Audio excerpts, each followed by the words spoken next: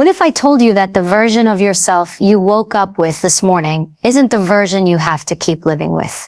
What if I told you that the old self, the one carrying your excuses, your failures, your mischances, your regrets, can actually be deleted? Not tomorrow, not someday, right now. Because every single morning, life gives you a reset button. The problem is, most people don't press it. They drag yesterday into today, and they wonder why nothing changes. They keep recycling the same thoughts, repeating the same habits, and telling the same old story about who they are. And then they're shocked when their life looks exactly the same. But here's the truth. Nothing changes until you delete the old self. The weak self, the lazy self, the scared self, the self that chooses comfort over courage. That version of you has to die. Because if you carry it into today, it will rob you of tomorrow. Just think about it. How many times have you said, I'm going to change. I'm going to do better. I'm going to finally become the person I know I can be. And then nothing. You fall back into old patterns. You repeat the same mistakes. Why? Because you never truly let go of the old self. You're still dragging it with you like a heavy shadow. But imagine this. What if you could walk away from that person completely? What if today, right now, you drew a line and said, that old me no longer exists. That story no longer belongs to me. How much freer would you feel? How much stronger? How much more unstoppable? Every morning, you're given two choices. Either you wake up and live as the same person you were yesterday, or you wake up and step into the person you're capable of becoming. And the difference between those two choices will define your entire life. This message is not about motivation. It's not about hype. It's about transformation. Because the truth is, motivation fades, but discipline, identity, and courage, that's what lasts. And if you're brave enough to delete your old self, you won't just change your day. You'll change your entire destiny. So the question is, are you willing to let your old self die so the new you can live? Or are you going to keep hitting snooze on your own potential? Every person has two versions of themselves, the one they are and the one they are capable of becoming. The tragedy is that most people never meet the second version because they are too busy holding on to the first. They cling to the old self like it's a lifeline, when in reality it's an anchor. They drag it into every new opportunity, every new relationship, every new morning, and then they wonder why they feel stuck. The old self is not your identity. It's your prison. And unless you are willing to let it die, you will never experience the life you are meant to live. Think about the old self for a moment. Who is that person? That's the version of you that makes excuses.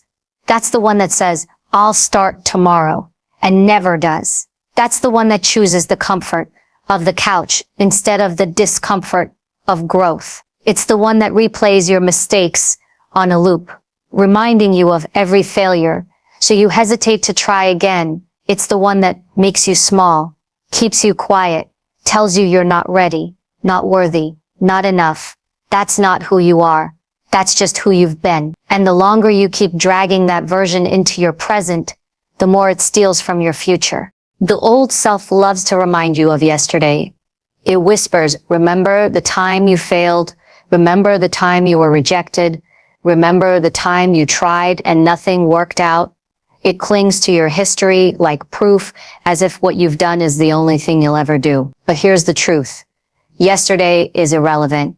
Yesterday is gone. Yesterday is dead. What happened last year, last month, even yesterday morning? It doesn't matter unless you choose to carry it forward. You can't live in tomorrow if you're still chained to yesterday. Every morning when you wake up, life gives you a clean slate, but most people don't write something new on it. They copy and paste yesterday's script all over again. Same thoughts, same habits, same emotions, same fears. That's why nothing changes. You can't build a new life with old materials. You can't walk into your future dragging the corpse of your past. And that's what the old self is, a corpse, dead weight. But you keep resuscitating it because it feels familiar. It feels safe. Familiar doesn't mean good. Familiar doesn't mean right. Familiar just means you've repeated it long enough that you've mistaken it for identity. But if the old self isn't serving you, then it isn't you. It's a mask you've worn for so long that you've forgotten. It's not your face. The danger is, if you keep feeding that identity, you'll spend your entire life living beneath your potential. You'll die as the same person you were at 20, 30, 40, never meeting the person you could have been at 50, 60, 70. That's the real tragedy of the old self. Not that it holds you back today, but that it robs you of the life you could have built tomorrow. Let me give it to you straight. Your old self has to die. There's no negotiating with it, no bargaining, no maybe I'll keep a little bit of it. It's all or nothing. You can't say I'll keep my laziness, but I want my success. You can't say I'll keep my excuses, but I want my dreams. You can't drag your bad habits, your negative thinking, your procrastination into your future and expect your life to change. Growth requires a death of the version of you that isn't serving you anymore. When you delete the old self, it will feel uncomfortable. It will feel like a part of you is gone. And that's because it is. But here's the thing. The discomfort of growth is nothing compared to the pain of staying the same. The pain of regret, of wasted years, of knowing deep down you could have been more, but you chose to hold on to less. That's the price of keeping your old self alive. So how do you let it die? You stop feeding it. You stop giving it attention. You stop identifying with it. Every time you say, that's just who I am, you're breathing life into the old self. Stop saying it. Start saying that's who I was, but it's not who I am becoming. Your words matter. Your thoughts matter. Because every time you speak or think in alignment with the old self, you resurrect it. And every time you speak or think in alignment with your higher self, you build it. This is not about pretending yesterday never happened. It did, but it doesn't define you unless you let it. You are not your mistakes. You are not your failures. You are not your past. Those are lessons, not sentences. They are part of your story, but they are not the whole story. The only way the past wins is if you let it become your identity. The only way yesterday controls today is if you give it permission. Every morning you are given a choice, resurrect your old self or resurrect your potential. And the choice you make doesn't just shape your day, it shapes your life. So if you're tired of feeling stuck, tired of feeling like nothing changes, tired of living beneath your own expectations, then you need to draw a line in the sand. You need to declare that the old self is done, finished, dead. From this moment on, you no longer answer to the person you used to be. You no longer negotiate with them. You no longer let them have a vote in your future because your old self has had its time. It had its chance and it brought you here. But it cannot take you forward. Only the new you can do that. And the beauty of it all is this. The death of the old self isn't the end. It's the beginning. It's the birth of the strongest, boldest, most disciplined version of you. The version that doesn't let excuses run the show. The version that takes ownership of every choice. The version that wakes up every morning with clarity, power, and courage. That version is already inside you. But it cannot rise until the old self falls. So the question is not, can you change? The question is, are you willing to let the old you die so the new you can live? Because the moment you make that choice, everything changes. And if you don't, nothing will. Your life is nothing more than the sum of your habits. Not your dreams, not your intentions, not even your motivation, your habits. Because what you repeatedly do becomes who you are. You can want change all you like. But unless you reprogram the code you live by every single day, nothing will change. Habits are not just behaviors, they're instructions written into the operating system of your life. And right now, if you're stuck, if you're frustrated, if you're living beneath your potential, it's because your code is outdated. You're running an old program, one that was designed by the old self.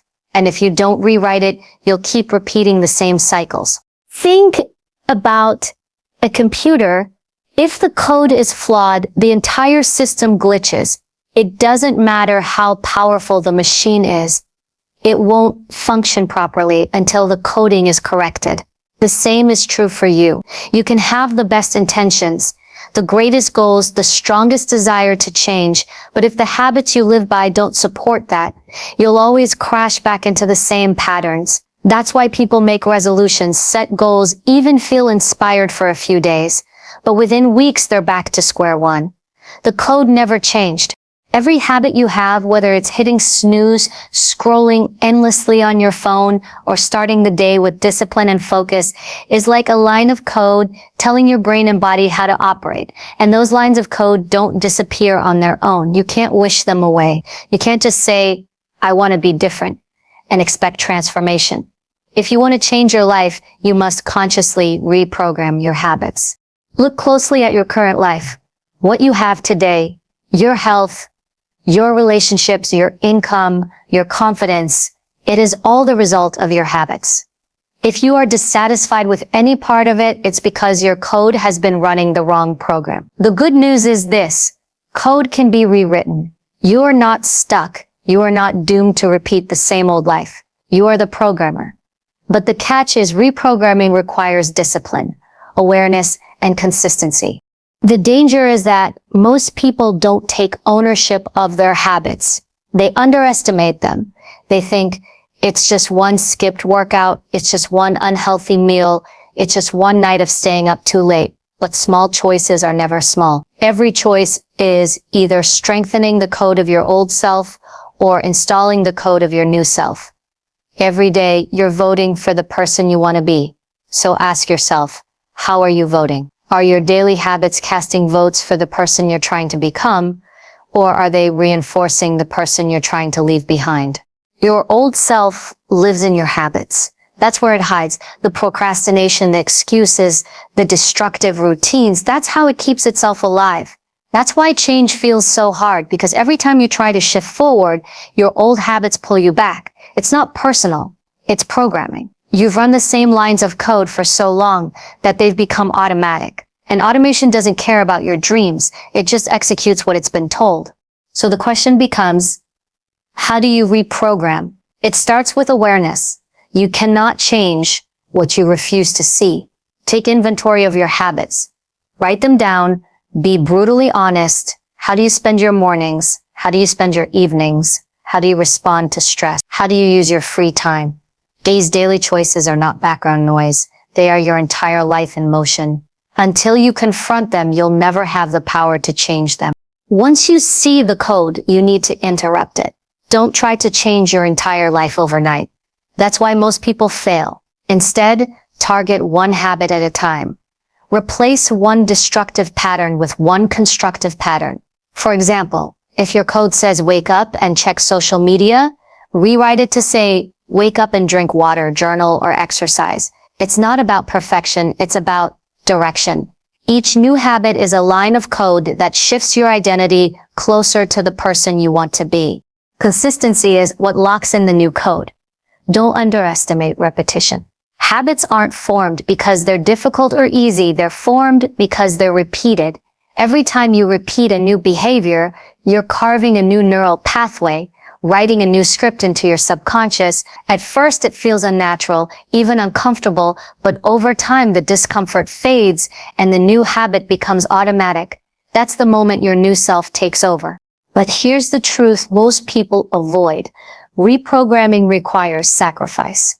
You cannot keep your old habits and expect a new life. Something has to die for something better to live.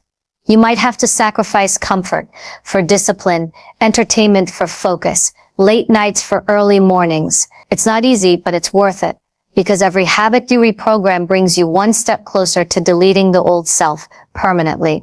Think about this. Your habits are the silent architects of your future. If you want to know where you'll be in 5 years, look at your habits today.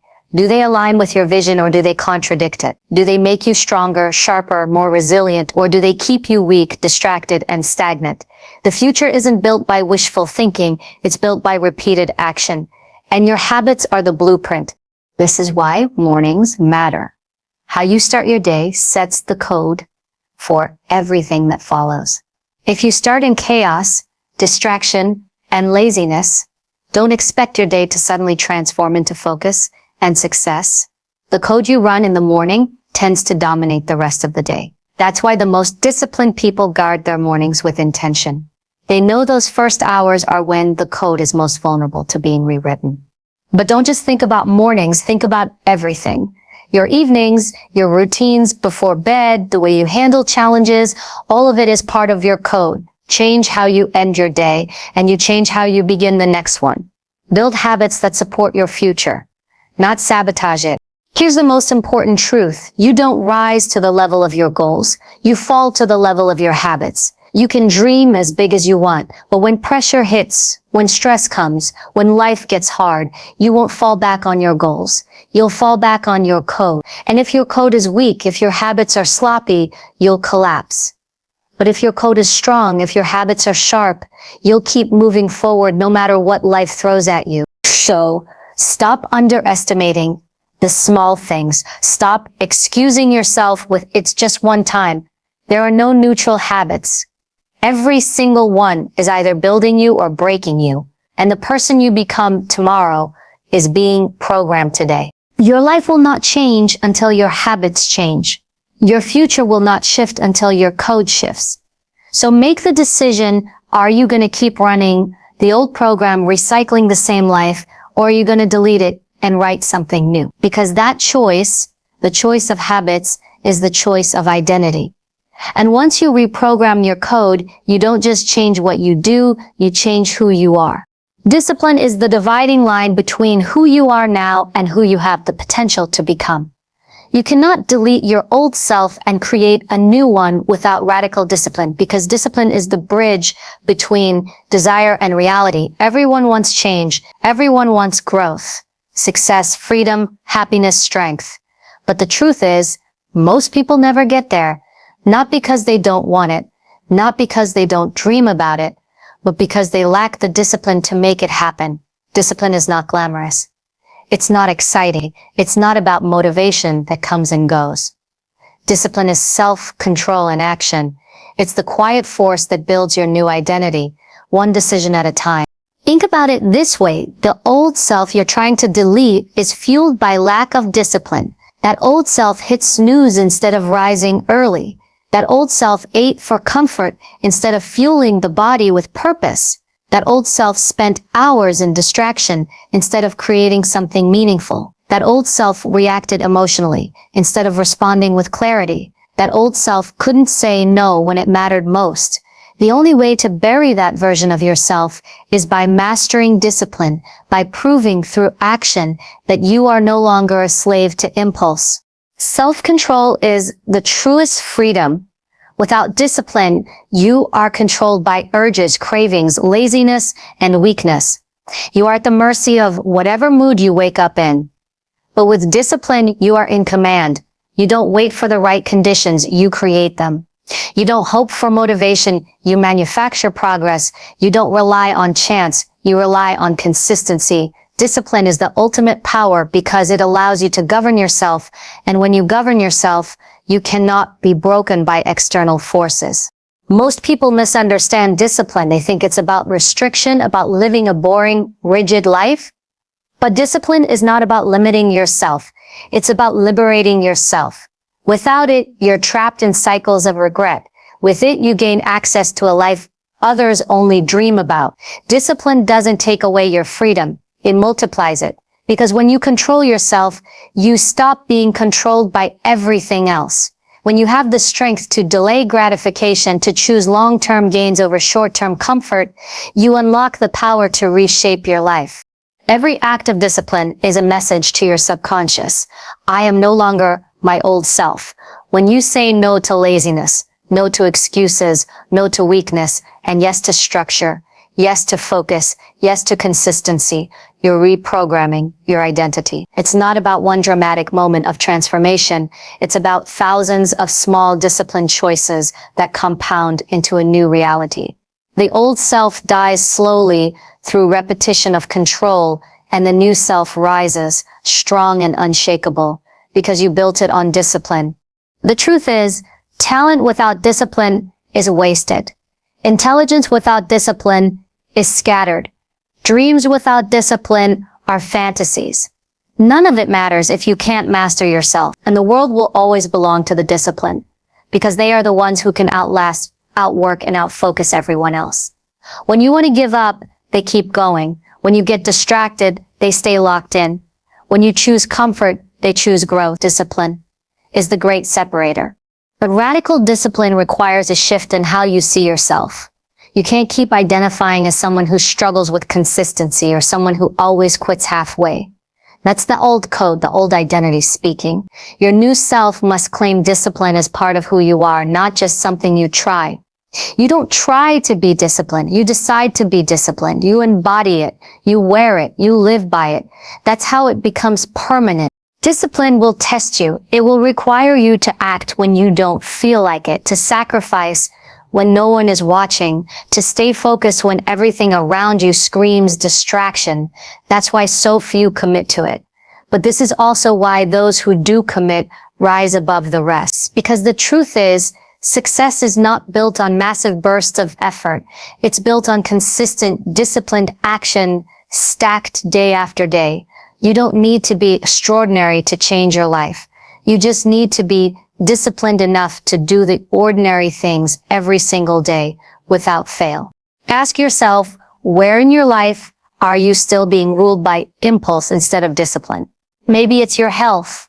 You know what to eat, but you let cravings decide. Maybe it's your focus. You know you should be working, but you let distractions steal your time. Maybe it's your emotions. You know you should stay composed, but you let anger or fear take over.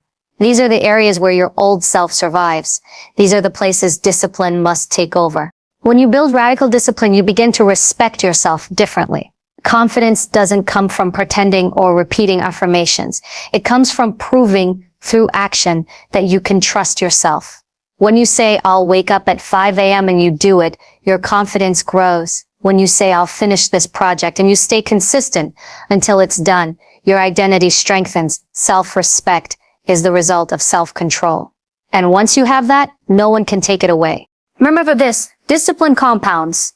Every discipline choice builds momentum for the next one. Every time you resist the pull of weakness, you make it easier to resist again tomorrow. But the opposite is also true. Every time you give in, every time you choose the easy way out, you weaken your own resolve. Discipline is like a muscle. The more you train it, the stronger it gets. The less you use it, the weaker you become. That's why you can't afford to skip it. Every choice is either building discipline or destroying it. And here's the ultimate truth. Discipline is love.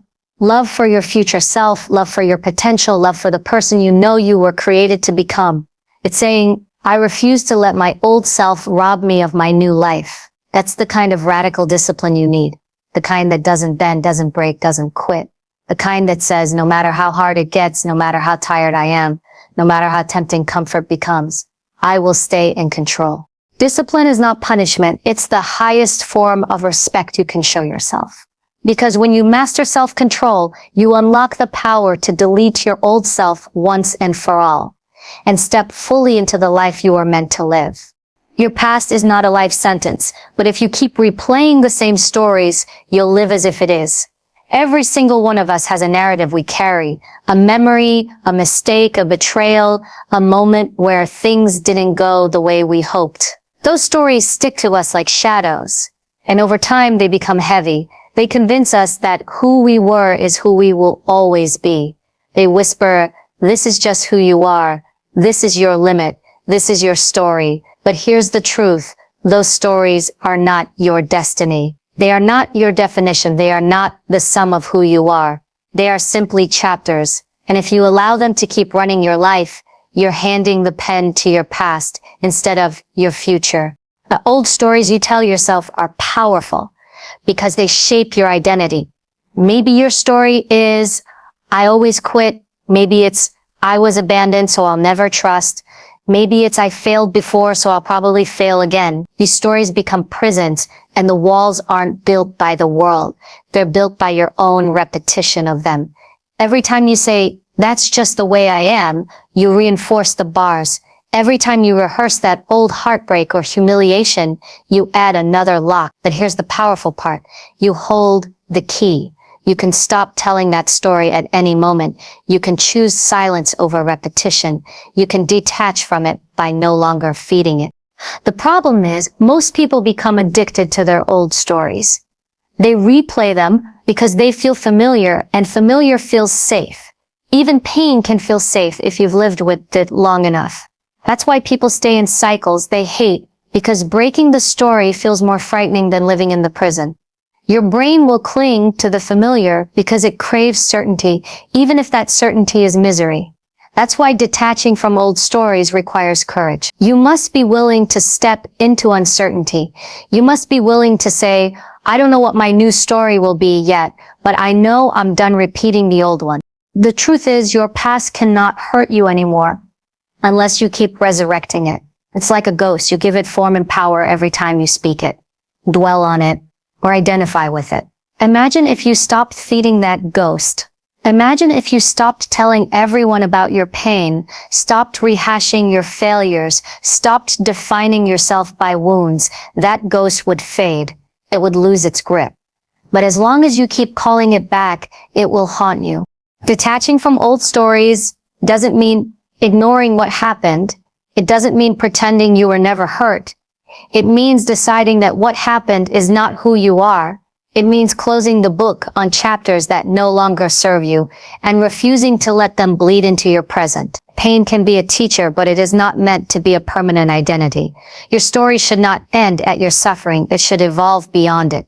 Here's the shift you must make. Stop saying, "This happened to me," and start saying, "This happened for me." That one change transforms victimhood into power. Instead of dragging your story like a weight, you begin to use it as a stepping stone. You start asking, what did this teach me? How did this grow me? How did this prepare me for what's next? Your old story becomes raw material, not a cage. And with that perspective, you stop being the prisoner of your past and start being the architect of your future. Every time you detach from an old story, you create space for a new one. Imagine your life like a hard drive. If it's full of old files, outdated programs, and corrupted data, there's no room for anything fresh. You try to download new opportunities, new relationships, new growth, but it won't fit. You're overloaded. But the moment you delete those files, those stories, you free up space. And suddenly new energy, new people, new ideas can come in. The old self cannot coexist with the new self. One must go. Detachment also requires silence. Stop explaining yourself. Stop broadcasting your pain to everyone around you. Stop using your stories to gain sympathy or validation. The more you speak them, the more real they feel. Instead, practice disappearing from them. When people ask what happened to you, smile and say, "I've moved on." That silence is power. It's dignity. It's you refusing to give your old story more oxygen. But detachment isn't just about letting go of pain. It's also about letting go of glory. Some people stay stuck not because of failure, but because of past success. They keep telling the story of who they were when they won, when they achieved, when they were celebrated. And because of that, they never evolve into who they could be next. Don't let past victories chain you any more than past wounds.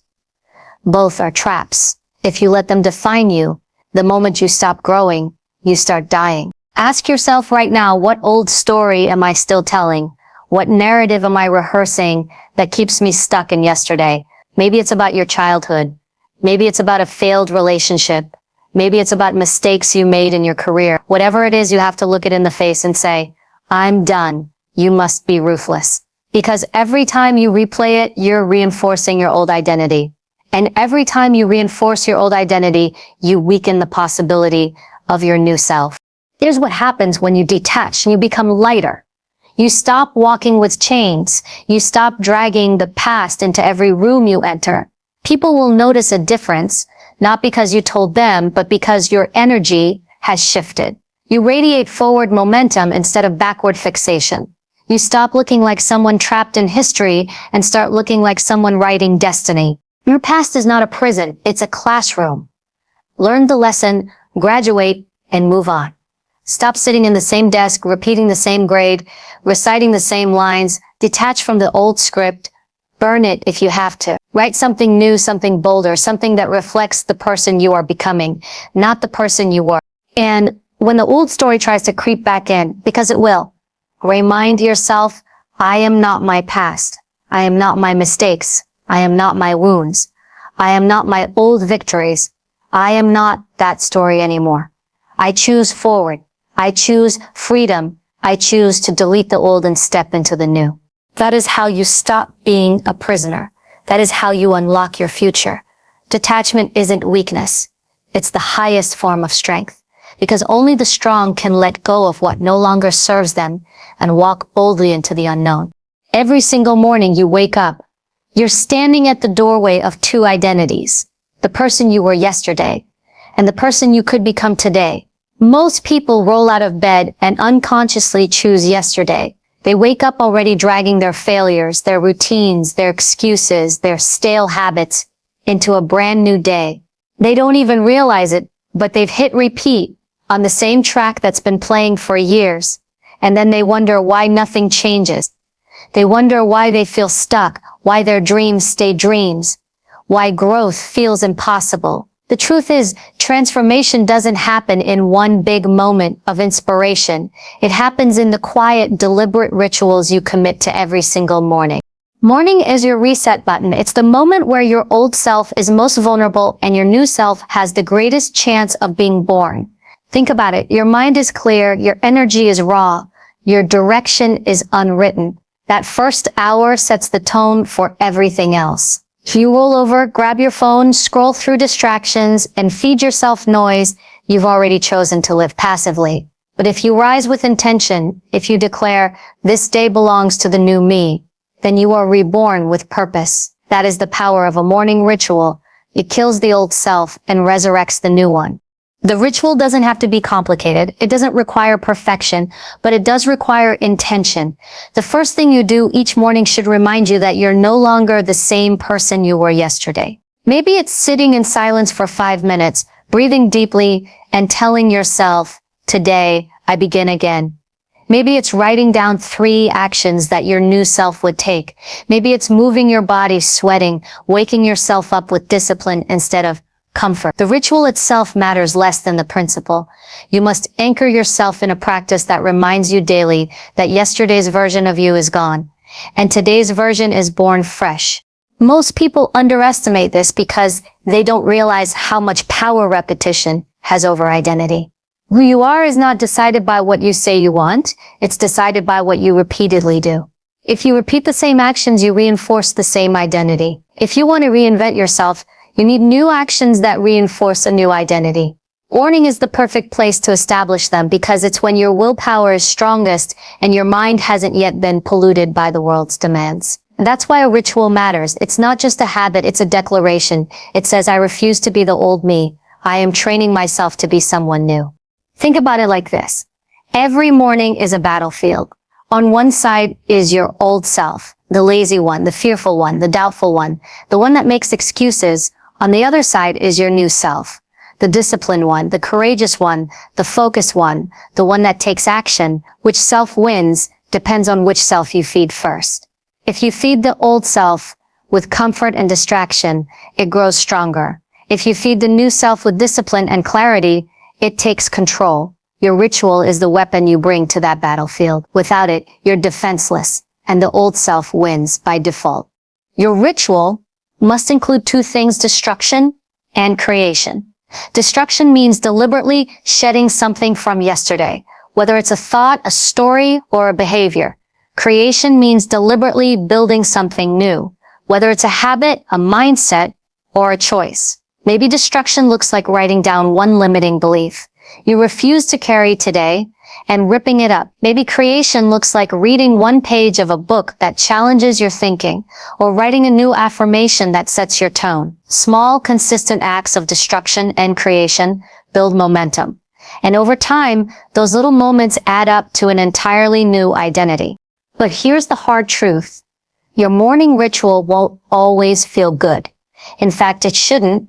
Reinvention requires discomfort, and if your mornings feel too comfortable, you're not changing. That's why cold showers, early alarms, workouts, journaling, or meditation are so powerful. They train you to start your day by conquering resistance. Every time you win that first battle, you reinforce the identity of someone strong, someone disciplined, someone new. You teach your brain, "I don't follow comfort, I lead with purpose," and that lesson carries into everything else you face that day. Another key part of the ritual is vision. Every morning you must reconnect with the image of who you want to become. Close your eyes and see that person clearly. How do they walk? How do they speak? How do they carry themselves? What choices do they make? That vision is your compass. Without it, you drift. With it, you're anchored. And when you repeat that vision daily, you rewire your brain to expect it, to believe it, to create it. Eventually, your reality begins to catch up with what you've been rehearsing every morning. The danger of skipping this is subtle, but deadly. Miss one day, and it feels harmless. Miss two, and the old self starts creeping back. Miss a week, and suddenly you're back in the old cycle, wondering why you feel stuck again. That's why the ritual isn't optional, it's survival. It's your lifeline to the new you. Without it, the old you will always return because the past is relentless. It doesn't vanish, it waits. And the moment you let your guard down, it takes over again. Your ritual is what keeps the door locked on yesterday while opening the door to today. So ask yourself, what ritual will you choose? What practice will remind you every morning that yesterday's version of you is gone? Will you move your body, write down your goals, meditate in silence, affirm your vision, or all of the above? It doesn't matter how simple or complex it is. What matters is that you do it consistently, with intensity, with belief. Because every morning you skip, you've chosen to stay the same. But every morning you commit, you've chosen to be reborn. This is the rebirth ritual, the deliberate act of killing the old self and awakening the new one. Every single day, you don't transform once and stay transformed. You transform every morning, brick by brick, breath by breath, decision by decision. And if you stay loyal to that process, one day you'll look in the mirror and realize the old you is gone. Not because you hoped for change, but because you built it. The morning is where destiny begins. And the ritual is how you claim it. Stop stumbling into your days with yesterday's weight. Rise with fire, rise with clarity, rise with purpose. Every sunrise is an invitation. Say yes to it. Say yes to the new you. Every one of us has a choice to wake up and drag yesterday with us, or to rise and claim the fresh start that today offers. You are not chained to who you used to be, unless you choose to be. The old you, the one who hesitated, who doubted, who let fear dictate choices, that version only survives if you feed it. But the new you, the stronger, wiser, more disciplined you, is waiting for you every morning, hungry to be built. Understand this truth. You don't just reinvent yourself once in life. You reinvent yourself every single day. Transformation isn't an event. It's a commitment. It's in the discipline to get up when you don't feel like it, to push when it would be easier to coast. Keep your eyes on the person you're becoming instead of the person you've been. That's how you delete your old self. Not by wishing, not by waiting, but by choosing over and over again to live as the new you. If you want tomorrow to look different, you must fight for it today. If you want a new identity, you must earn it through action. Your past does not define you. Your decisions today do. Every sunrise is a reset, an invitation to rewrite your story, to burn away the old patterns, and to step boldly into the version of yourself you were meant to become.